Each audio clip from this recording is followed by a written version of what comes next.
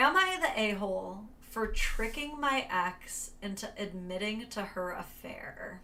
Pretty much the title. I felt something was off, so I went through her phone and I found messages between her and a male friend that seemed suspect, such as discussing meeting up when she'd never mentioned it to me, flirting, talking in coded language about sex, etc. Oh, God forbid. I bet you there was an eggplant emoji somewhere in there. Nasty work.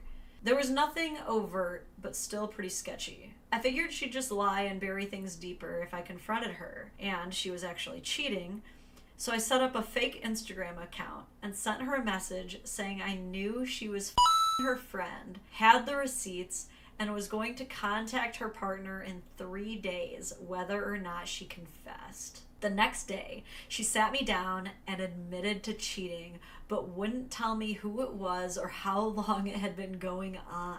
She was sorry, she loved me, and wanted to make things work. It meant nothing, blah, blah, blah. I told her that I already knew, and that it was me who had sent her the message.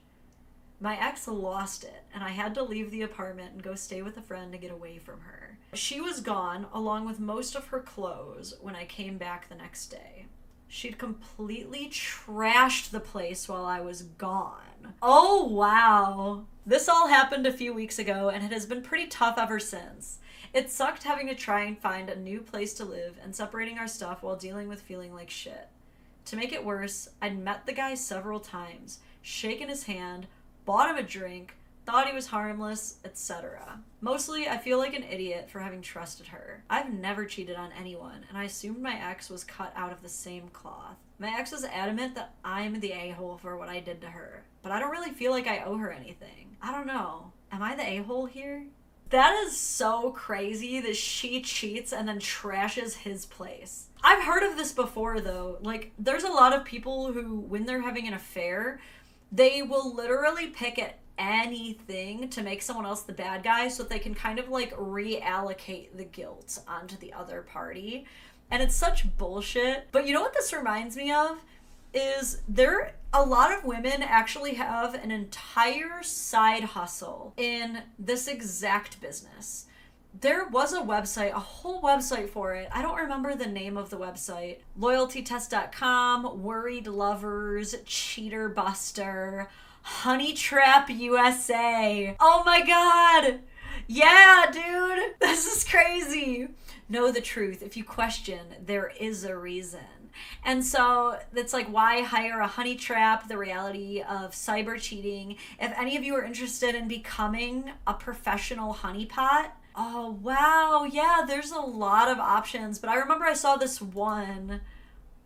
Let me see if I can find the right one. It's like you can pick which person you want to trap your spouse. Kind of like a dating profile, like Tinder, where there's like different pictures and you can kind of like pick through like who you think your man's type will be to hire them to go in your man's DMs and see if he'll cheat. Dude, it reminds me so much of that. And there are women who make hundreds of dollars a day doing this. So I might have inspired a lot of you guys to to get into this. And like, you can find these people on TikTok too, and they show their results. They do show sometimes when men like pass the test. Like, basically, if the way to pass the test is to show the message to your partner and be like, this weird person is in my DMs, like, and then you pass. But like, unfortunately, there are a lot of dudes who are like, oh, hey, what's up? And then the girl's like, oh my God, don't you have a girlfriend though? And he's like, not really. Really, they've been dating like 3 years, like devastating. Or if you've ever heard of like Mojo in the Morning, War of the Roses, which was the radio show where, actually it's still going on. What they do is they call your partner and they're like, hey, you won Shannon's War of the Roses. We'll send 12 free roses to anyone you choose. Who's it gonna be? And then like, sometimes the guy just like picks his mom, but sometimes it's like, oh, my coworker Linda, and then like Betty's on the line like, who's Linda? Like, I guess they call it honey trapping. Has been a test for a while. I've been asked before how I would feel if someone tried to trap me. Like, if I found out TJ was trying to like set up a trap to see if I would cheat. Like, I've been with TJ forever, so obviously I would do way more for him than like any other man I've ever been with. So if it was like a new relationship, I think I would cut it off and just be like, you obviously don't trust me, not worth it. With like someone I've been with for a long time, I don't think I would leave them over it, but I would be like, hey, can we talk about, like, where is this insecurity coming from? Like, how can we work on this together? Like, I don't want to feel constantly attacked, but I also don't want you to feel insecure. Like, I would take it seriously if my husband was, like, suddenly showing, like, concerns about something. I wouldn't want him to feel that way, you know? What do you guys think? Do you think these are overall a good thing, a bad thing? Do you think it's valid if you're having concerns but you feel like you need proof? Because it's also not proof. You could not fall for a honey trap but still be a cheater. You could, I don't know, respond but not actually have ill intentions. Nah, if you respond, you suck. This person says, I think my original post must have been shared on Facebook or something because my phone has been blowing up. It's mostly mutual friends and acquaintances asking if I posted it. I've told a few people about how I'd caught her cheating, and I guess it wasn't hard to put 2 and 2 together. My ex also tried to call me about 100 times. I know she knows my throwaway username because she sent me a screenshot of the post along with a long, abusive message threatening all sorts of things. I blocked her everywhere after that. Dude, the cheating is the least of your worries with this one. I want to clear a few things up. Going through her phone was wrong. I get that. God, I have such mixed feelings on this. I definitely tell people, definitely avoid going through people's stuff. But man, if you see smoke, you should probably find out if it's a full-on fire or what's going on. You know what I mean? Like if you smell something burning in your house, you should follow that scent. Okay? I don't think that you should snoop based on, like, every single little, like, I don't like that they're talking to this girl for too long or whatever, but, like, a lot of you have been through it. I'm sure a lot of you listening right now have had that sinking gut feeling, and then you looked, and you were right, okay? I'm very torn on it. If you've just started dating, no. Absolutely, you do not have the right. But if you're in a long-term committed relationship, I don't think you can be that mad. I don't know. To be honest, it's the first time I've ever done anything like that in a relationship, and it was only because there were so many things that gave me bad vibes. Late nights out with vague explanations, being caught in various lies, sleeping with her phone under her pillow, or leaving it face down on the charger. I left the apartment because my ex has a history of violent histrionics when she doesn't get her way. I didn't want to put myself in a compromising situation where she could either hurt me or make up stories about me hurting her. I had a bug out bag packed and ready to go before I hit send on the message just in case. This poor guy. She didn't do any real damage to the apartment, just threw my stuff around while having a tantrum. I cannot wait for someone to pull this man out of his gaslit fog, because he is still surrounded by a haze of Delulu. He is still in this thick cloud of like, well, she hasn't like really hit me, so it's really not that bad. Like, dude, I can't wait for him to see the other side. It took a few hours to clear up and nothing valuable was damaged, so I figure it was easier to just let it slide. A few hours? Buddy, if you're making like $20 an hour, like that's $100. That's not nothing. God.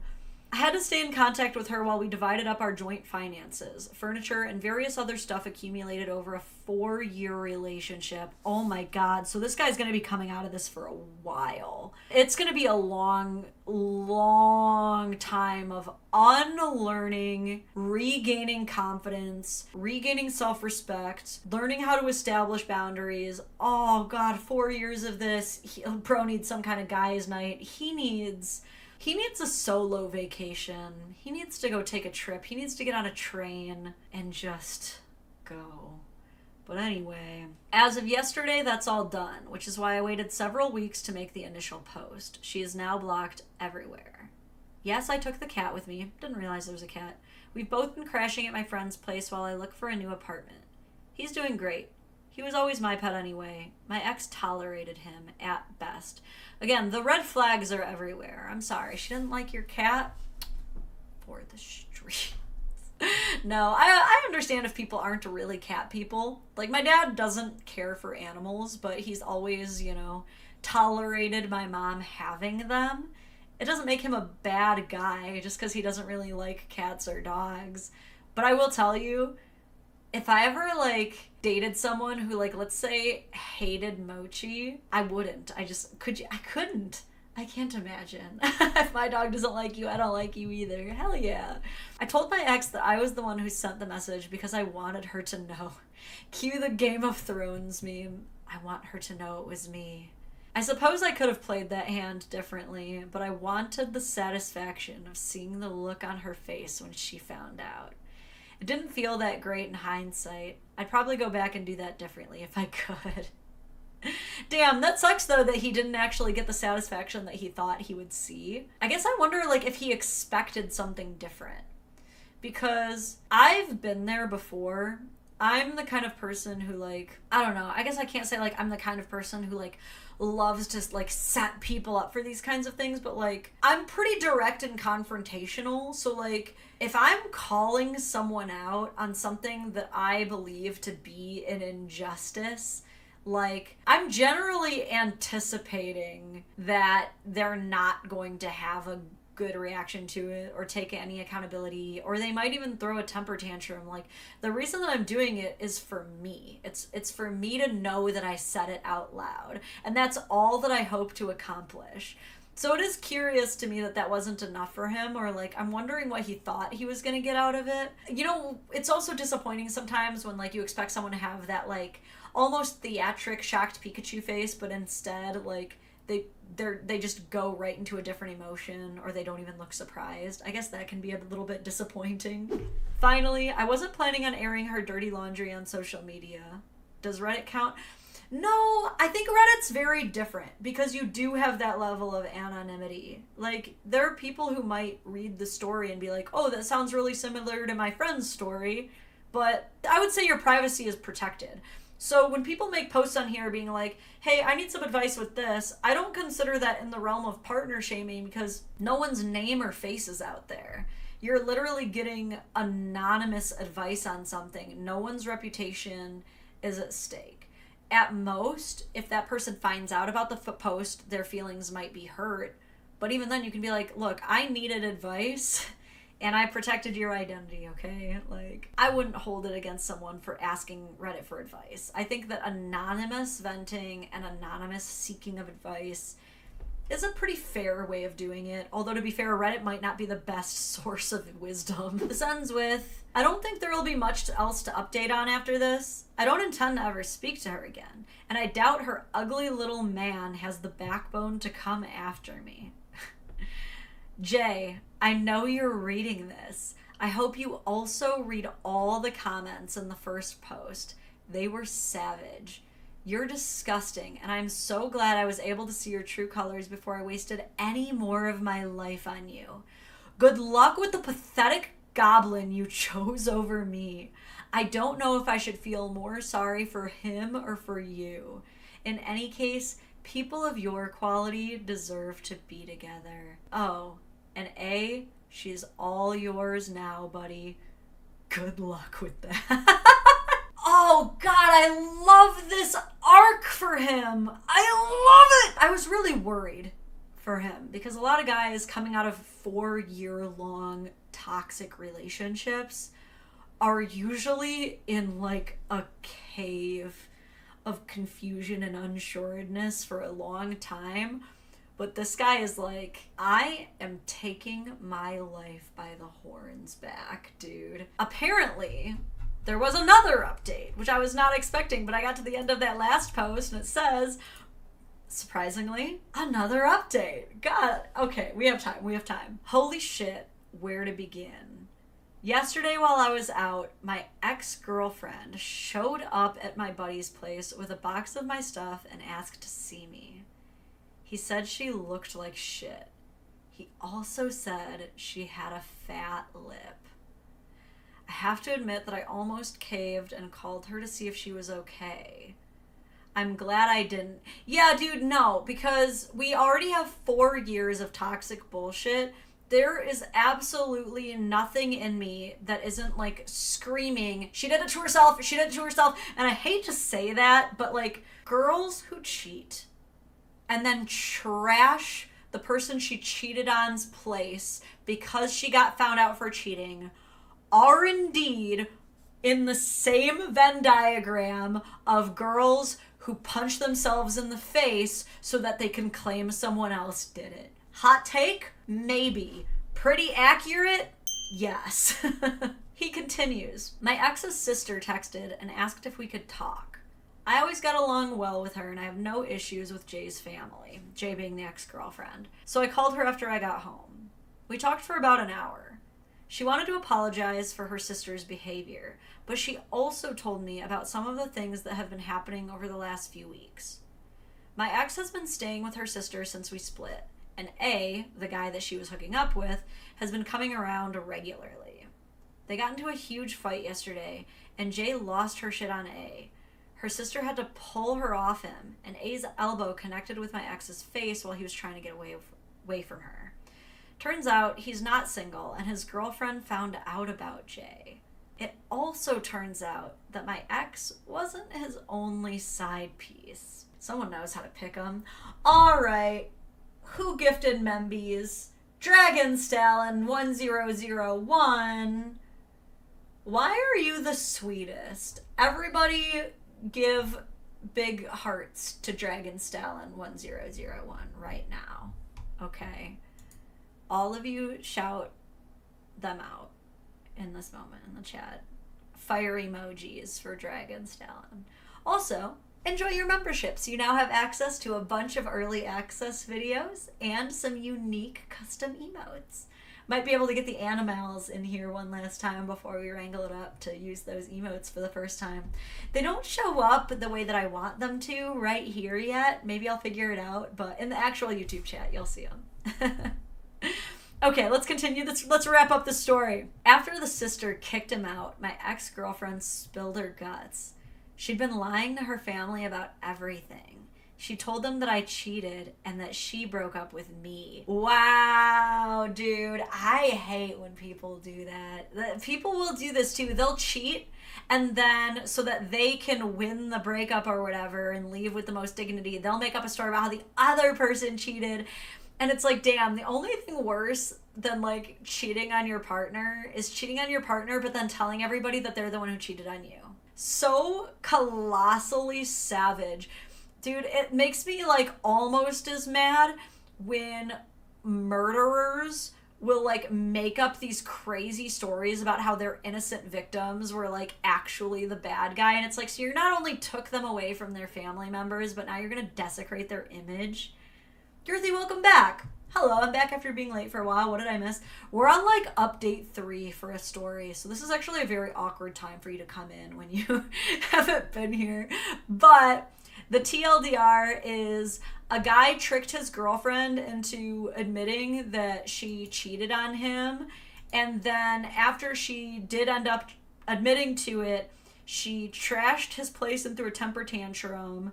And then started dating the new guy and apparently started lying to everybody about how the guy she cheated on actually cheated on her. And now she's breaking up with the guy. Hope that helps. So here we are. The sister said that my ex had confided in a couple of her friends about the way she got caught. One of them saw the original Am I the A-hole post and sent it to her since the details lined up almost exactly. Her friend must have shared the post with other people too, and from there it kind of snowballed. The sister also said that she's giving my ex a week to find somewhere else to stay.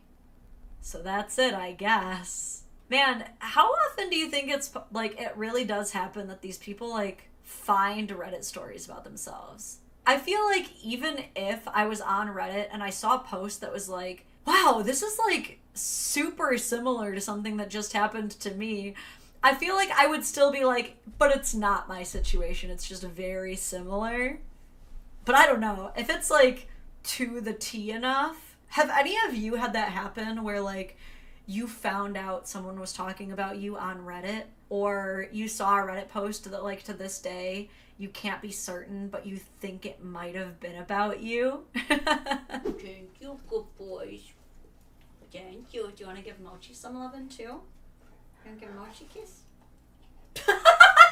Puts Mochi's entire head in his mouth. Okay, everybody. We will see you next time.